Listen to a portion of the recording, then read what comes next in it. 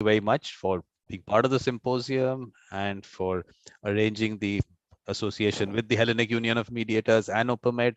A little introduction about yourself, because it is a different session. That session is, of course, lying separately. So a little introduction about yourself and whatever else you want to tell us about your associations, and then straight to the topic, please. Okay, thank you very much, Vikram. So once again, I thank you very much on behalf of the Hellenic Union of Mediators, on behalf of the Organism for the Promotion of Alternative Dispute Resolution Methods, on behalf of Nicholas Kanellopoulos, the Secretary General of OPEMED, and me personally. We thank you all very, very much for having given us the opportunity to organize with you this symposium, which I think is very important and instructive, and hopefully it will allow mediators to get some information they most probably do not have about the origin of mediation and about the true nature of alternative dispute resolution methods. As far as I am concerned, my name is Catherine Cotsaki, but I have also a yoga name, which is Parvati, and I prefer to be called Parvati.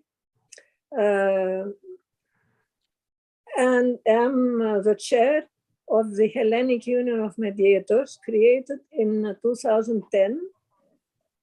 Since then, I am the chair, and still I continue to be. I do not know how long I will be able to do the job I am doing, but I can say that the union has evolved very much these last years, especially due to COVID. This might sound strange, but it is true, because COVID has forced, in a sense, us to use Zoom and other platforms to organize events. In that way, mediators coming from all over the world and all over Greece, first of all, which would be easier possibly for them to travel and come to Athens, but still it is not always easy.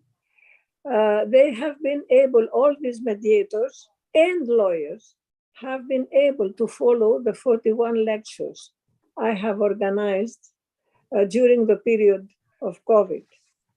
The mediators having presented these lectures were Greek well-known mediators and foreign well-known on an international level mediators, among which, as I said before, Cloke, and many others.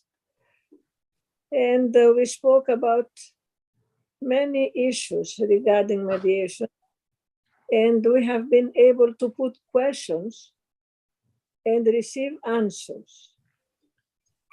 Regarding now the situation of mediation in Greece, I can say that mediation has not expanded as we did hope.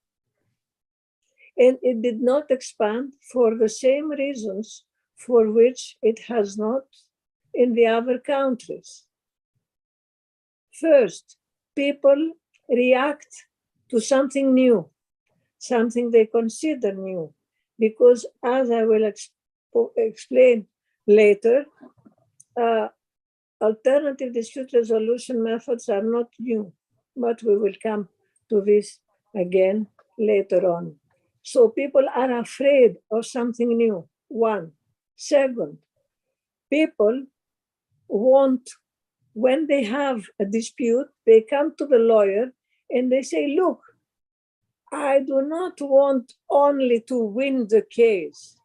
I want you to kill the other. So, of course, this is something incompatible with mediation. Another reason is that lawyers are not pro-mediator. pro-mediation, pardon. And I'm sure that this is the case all over the world.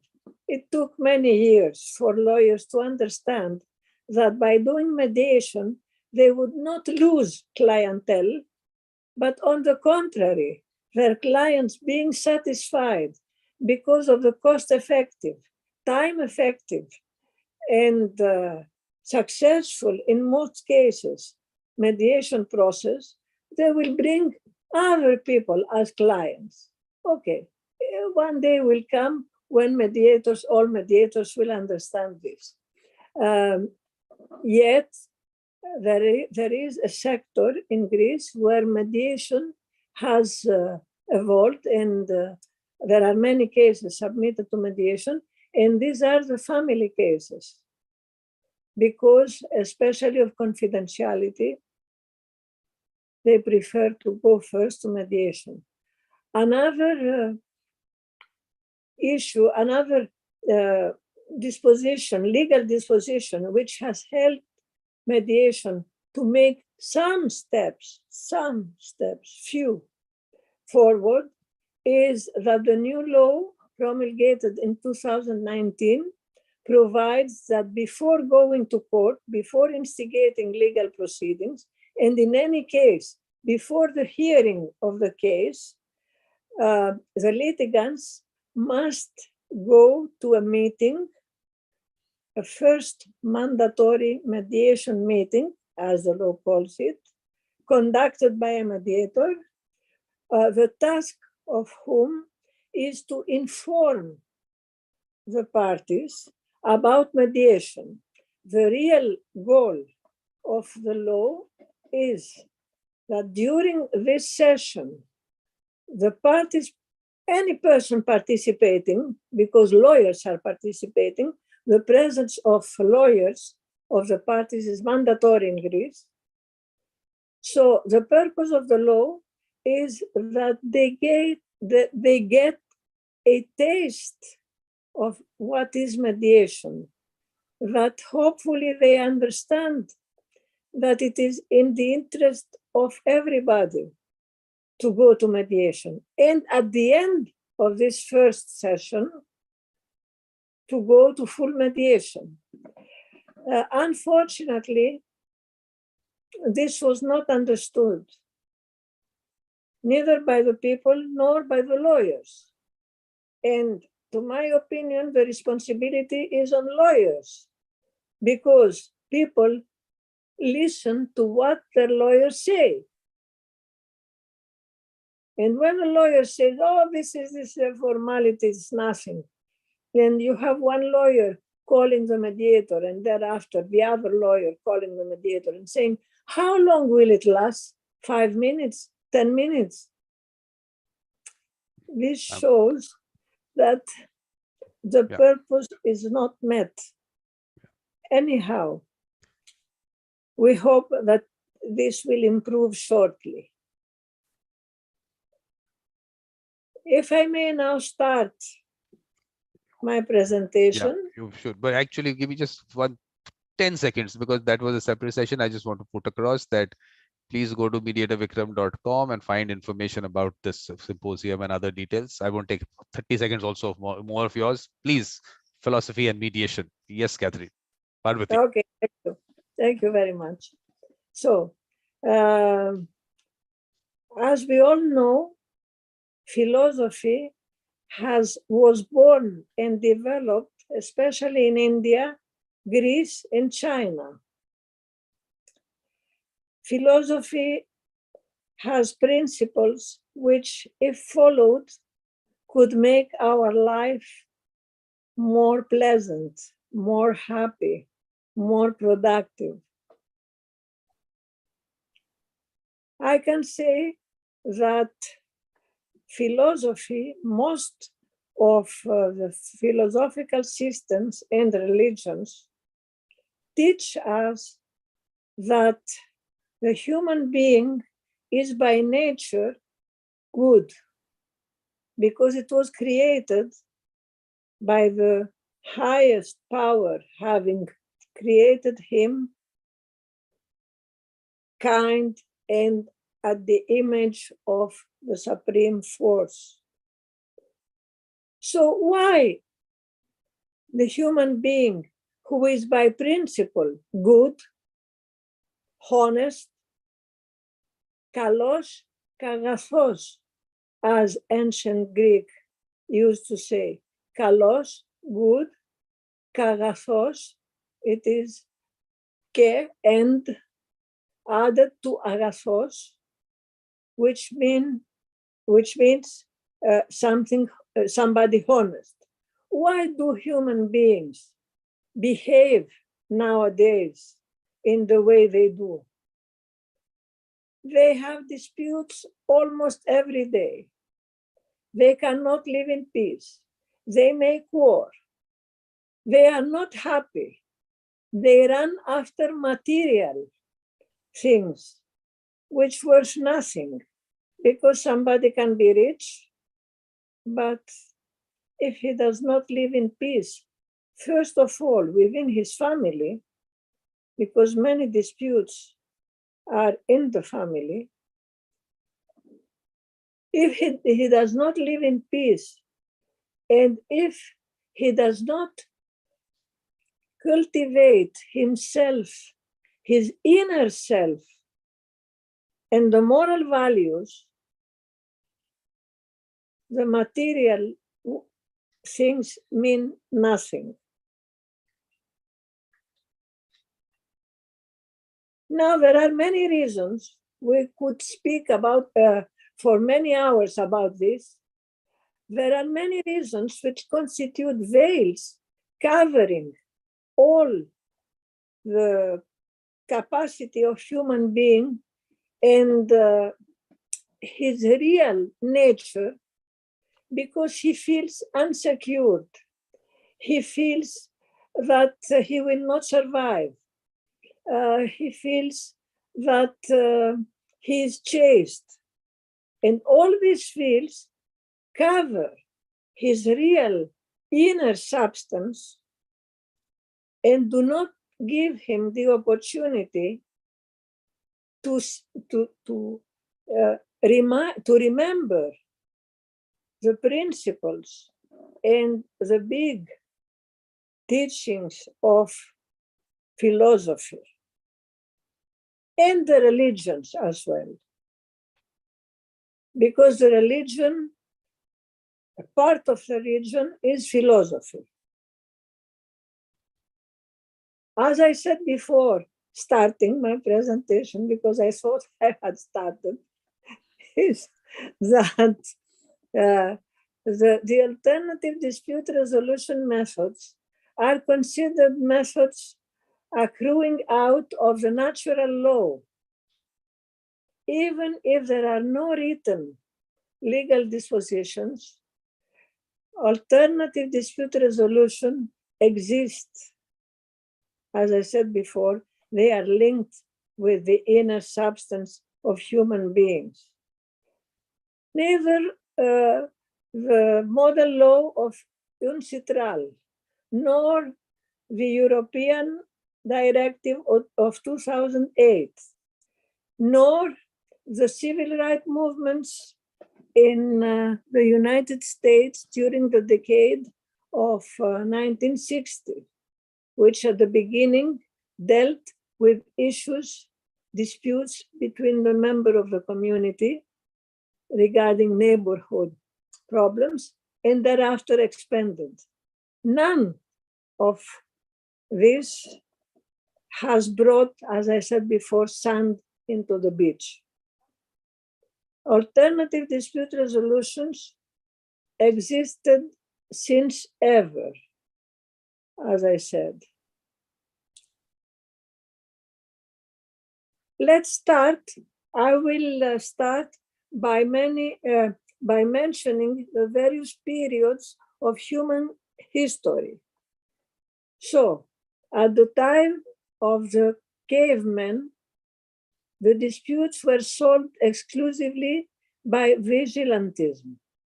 That is to say that the victim considered that he had the right to take punitive action against anybody having harmed him. Time going by and the human gender evolving, small rural settlements and villages were formed and people learned to live in teams. When living in teams, they started realizing that peaceful life was a must. They started becoming more defensive, also because they stopped having the need to hunt in order to eat and to survive. So they started considering other aspects of life. Little by little, people wanted to solve their dispute in a peaceful way, in a way allowing the relationship to continue between them and the opponent, because when there is a dispute between me and one member of the community, this has an impact on all the community. So they started thinking about what to do to live more peacefully, as I said before. When the dispute arrived to a point where dialogue was not anymore possible, they turned to a third person, who was usually an aged person, respected by the community, trusted by the community, asking for his help to solve the dispute. This third person was called in the villages the shaman or sorcerer. He was the sorcerer today would not be used, but this is how they called him. And he acted according to the circumstances of each case, but using his own intuition, either as conciliator, helping the parties to find themselves the solution of their dispute, or as an arbitrator, making himself a decision. In the first case, he was a mediator. In the second, he was an arbitrator. Although mediation is at present a structured process conducted by mediator, in its core essence, it is diachronic and unchanged. What is a mediator? He is an impartial third person, duly educated, who facilitates two or more antagonist parties to solve out of court a dispute opposing them. What is then the difference between the mediator and the wise man of the village, the shaman or sorcerer, of the villages of Africa or South America, to whom the members of the small communities had and sometimes still have recourse, asking him for help to solve their dispute? To my opinion, there is no difference at all. In the same way, to my opinion, and forgive me if I say to my opinion, but it's true, there is no difference between mediation and what the King of France, Louis IX, used to do by sitting 1 or 2 days per week under a big oak and inviting his citizens to come to him, expose their problem, and help them to solve it. There is no difference with the mediator of the present times, the contemporary mediator. conciliation and compromise accrue out of natural law, as I said before, and were known since ever by the legislation of all the primitive, but also the contemporary legislation, regardless, I repeat this because it is important, regardless whether there are written legal dispositions or not. And I will revert to this regarding Roman times. Now, the first mediation we can find is in Greek mythology. And I will tell the story of this first mediation. Orestes had killed his mother and her lover, his mother Clytemnestra and her lover Aegisthus, who had killed the father of Orestes, Agamemnon, when he came back from the war of Troia at Mycena. Orestes killed them and he was brought to court in Athens. Thanks to the vote of Athena, the goddess Athena, who presided the court, he was acquitted, but he was discharged. But in spite of that, he was chased by Erinyes. Erinyes were the goddesses of remorse. Remorse. Is it correct, Vikram? Mm-hmm. I don't know. I think it's okay. I was actually not listening to that word. Yeah. I will confirm immediately. You know, I do get a little distracted. You know that.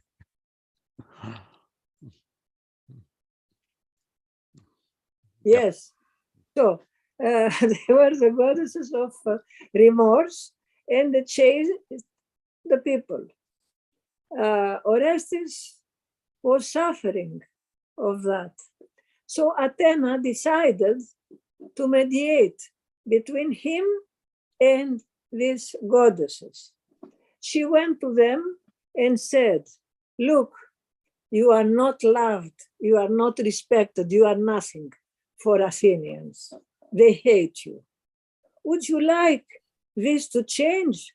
And instead of being hated, to become loved and respected by Athenians? Previously, she had spoke to the Athenians who agreed, provided they, the goddesses in question, undertook the obligation to stop chasing Orestes. So, Erinyes, these goddesses, thought that it was a unique occasion for them, and there would be no other occasion for them to get rid of the hate of Athenians. They accepted immediately because trust had been created between them and Athena. They believed to their words, to their to her statements. She said, look, okay, you accept, but you undertake the obligation to stop chasing Orestes. They accepted, and thus the matter was closed. This is known to be the first mediation. And since then, when there is a split of votes in a tribunal, when there was a split of votes in the tribunals in Athens, this was called the vote of Athena. It was in favor of the acquitment because it was the vote of Athena. Now, the arbitration. the nature of arbitration as an alternative dispute resolution method is often disputed. There are many professors and mediators who deny the character of arbitration as an alternative dispute resolution method because the arbitral tribunal, either composed of one or of three members, renders a judgment. It examines witnesses. It examines documents. I believe that arbitration is actually an alternative dispute resolution method for two main reasons. First, the arbitrator or the arbitrators, if they are three, are selected by the parties. Second, arbitration is confidential. Allow me here to open a parenthesis to say that in medieval Europe, the duel was considered an alternative dispute resolution method. Why? Because the persons involved, especially in disputes regarding their honor, they wanted to keep this confidential. And usually duels took place in the night, in the presence of witnesses, but that was it. The two disputing parties, men in general, and one or two witnesses for each side. So when they stopped, when this method was deleted from the usual reaction of the parties, they turned to arbitration because of the confidentiality. I close the parenthesis. The first case of arbitration known by us is the one done by King Solomon in Israel in 1960 before Christ. We all know the story of Solomon, the story of the two prostitutes having appeared before him, disputing about the maternity of a baby. Solomon looked very, very precisely on their face, the expression of their face, the body language in general, with big attention, and he understood. But of course, he had to justify his decision, and he said, look, I know that the best solution is to split the child in two, and each woman takes one part. The real mother said, no, please, no, give it to the other, but let my child live. So Solomon understood who was the mother, and gave the child to her. Was convinced because he had understood through the body language. Now, arbitration in India. Vikram, you be indulgent for me. Okay? Arbitration, I even say that we don't even use that word on my shows. That's what I keep saying. The whole concept of using it whenever you talk about mediation, for some reason people talk about arbitration. I don't even talk about it. Yeah. So can I say about arbitration? Yeah. Please. Please. Okay. So in India, I feel a little bit shy to speak about India. No, you must. I will not talk about arbitration in India, so someone maybe should.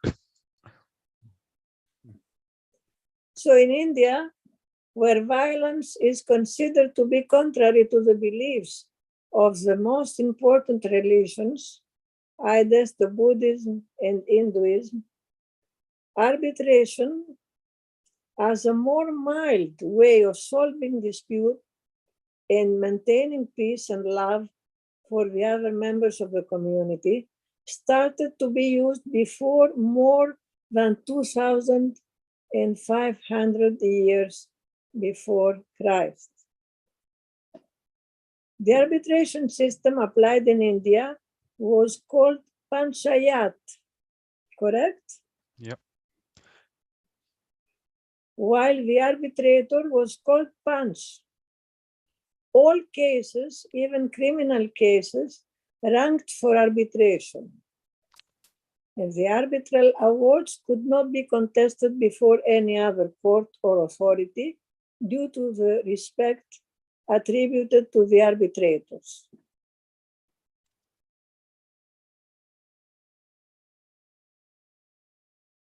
In the 20th century, Mahatma Gandhi, who referred to Bhagavad Gita as his spiritual dictionary, considered that the non-violent revolt against the colonial oppression is based on the Bhagavad Gita.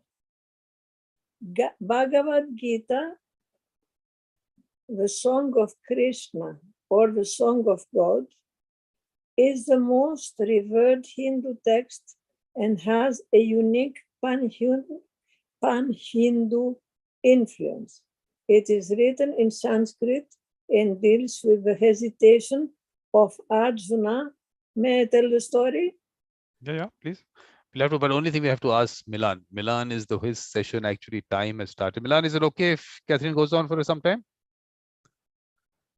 Because his session time has started. Milan, you want to tell us if you want her to go on for a few minutes? Okay, please. Up till he comes in. Yeah, Catherine, please. So, Bhagavad Gita deals with the hesitation of Arjuna, a prince having as mission to conduct a holy war to protect his tribe against the revendications of another tribe under the guidance of his mentor and cousin Krishna, who was one of the incarnations of God Vishnu and moreover an incarnation of self. When Arjuna noticed that in the adversary camp there were relatives and friends of his, he refused to fight. Krishna explained him that he is compelled to fight, otherwise he will infringe his duty, his dharma, which is to protect the disputed land. The conclusion is that the peaceful confrontation of the facts as well as love step back when there is a dharma to be honored.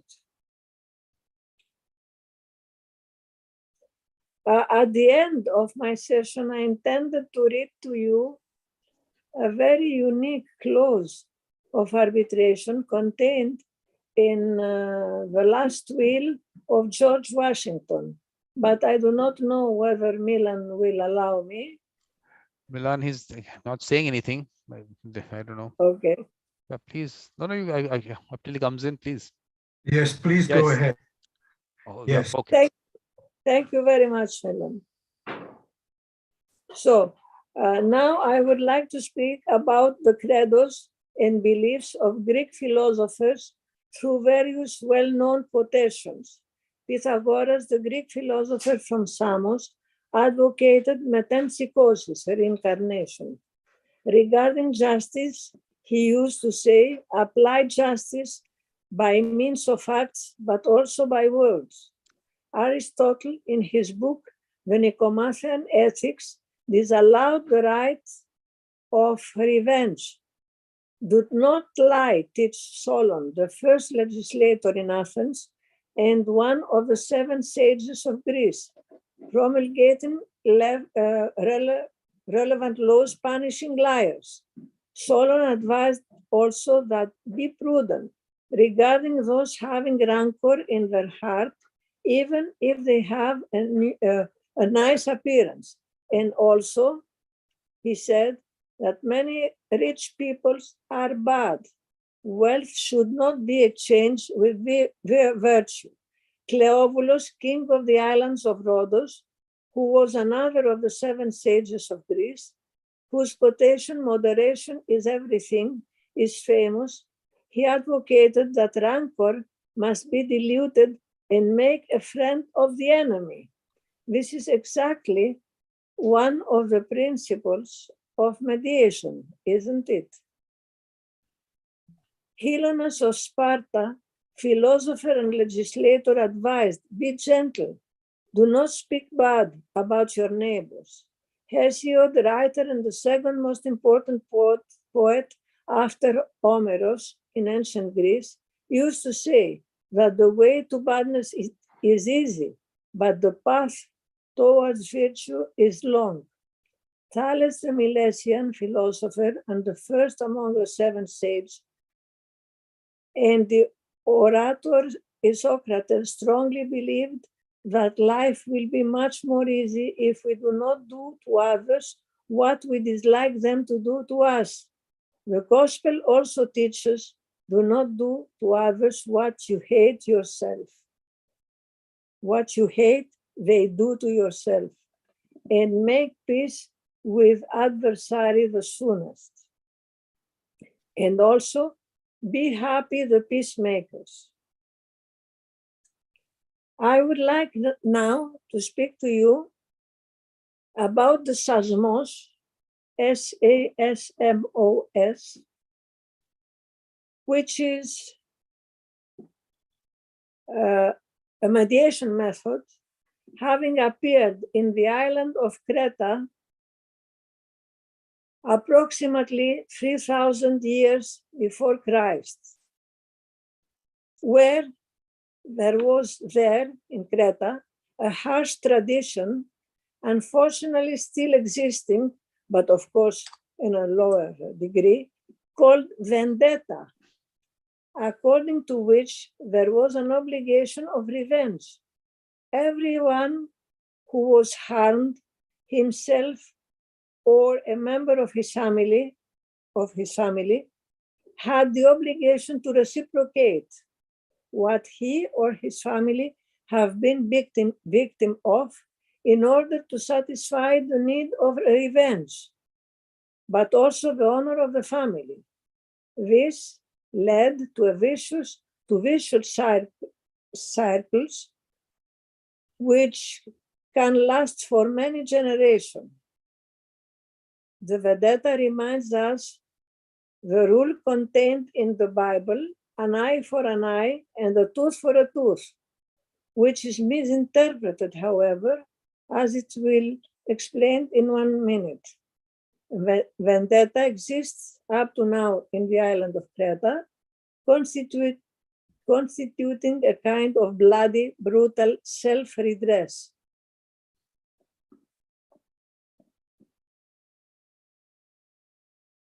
Okay, I will not go into other details because I would like to speak about all what I have mentioned in my preparation.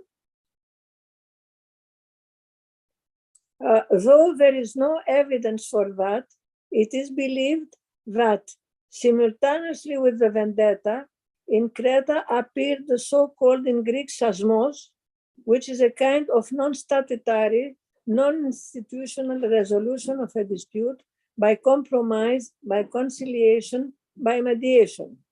The word Sasmos comes out from the Greek verb siachno, or according to the the Cretan dialect, siazo. To fix, Sasmos is the process where, after a dispute was generated, an usually aged person, respected and appreciated by the local community, a person who has the causi, as we call it, as it is called in Creta, the one who has the ability and the social power, the sastis, The mediator performing susmos is called the justice, or conciliator or mediator intervenes between the adversaries seeking to find a compromise solution to their dispute. As at the contemporary times, the justice met separately. He had caucuses with each party in order to gather as many information as possible to have a clear image of the dispute. This could last for many days, and at some points when the justice considered it appropriate, he invited the parties to a dinner. The dinner was usually offered in his house. The parties arrived there. They sat round a table. They did not speak about the dispute anymore because the fact that they had accepted the invitation was considered as an acceptance of the resolution of the dispute. And at the moment when they said cheers, the dispute was considered to be solved. Now, another aspect which could be interesting is that when the person having committed an unlawful act was in prison, the women of the two families arranged for baptism to be done between children of the two families. Thus, when the one being in jail came out, they could not anymore fight because there were religious links between them. So, Parvati, should we get Milan in now, or do you want to continue, or should I get him in? Because I don't know. Should I get Milan in, because I just want to check with him if he's all right, because his session's got a little.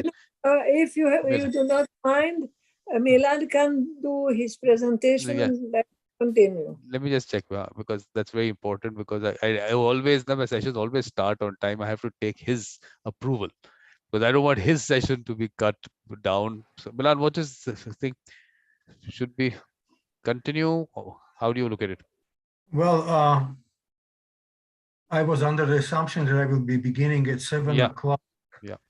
But it really depends, how Catherine, how long she wants to continue. I don't know how much time she wants to dedicate to her presentation. Depends on that, if it needs a couple of more minutes, sure, I think that it would be appropriate thing to do, yeah. Catherine, you want to just just wrap up the thing and then we'll get Milan in? Vikram, no, very frankly speaking, it will not take some minutes only, if you allow me to finish my presentation. So let's Milan do his, and if you don't mind. We can do continued after that. Perfect. So, okay, thank you very much. And then we'll get you after his session. So